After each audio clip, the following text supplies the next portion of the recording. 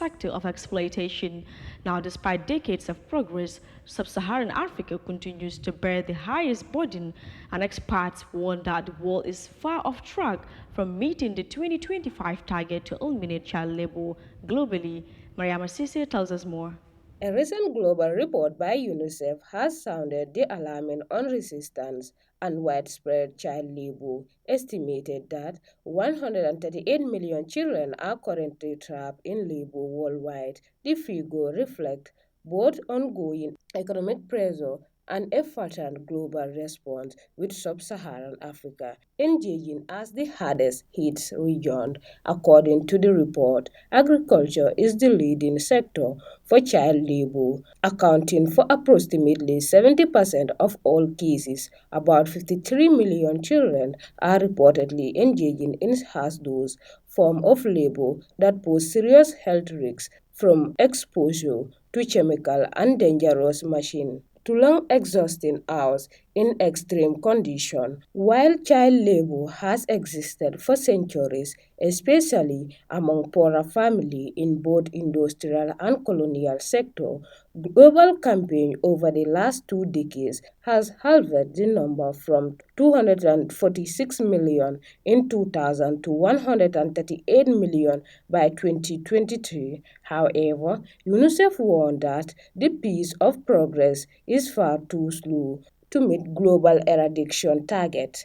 Despite global awarenesses and increase in funding, poverty, lack of access to education, weak social protection system, and limited livelihood opportunity continue to push vulnerable families into child labor dependency, while Asia and the Pacific has made notable strides, achieving a 60% reduction in 2020. Much of the progress is being undermined in other regions.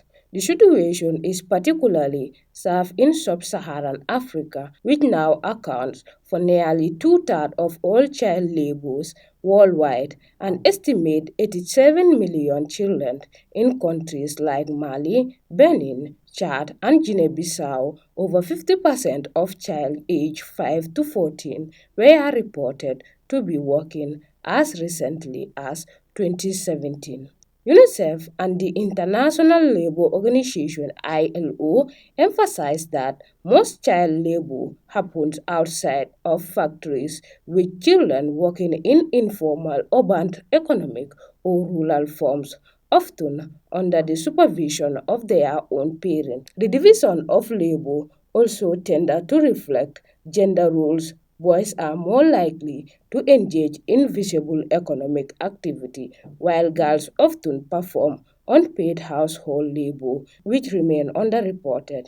Globally, the rate of child labor has decreased from 25% in 1960 to 10% in 2003, according to World Bank data. But advocates stress that number alone don't tell the full story. The world has made undeniable progress, but progress is not victory. UNICEF report cautions without urgent intervention, millions more will be left behind. The organization is calling for stronger social protection system, expanding access to education and economic support to struggling families. Politics, it says, are crucial to end the circle of poverty that fueled child explosion.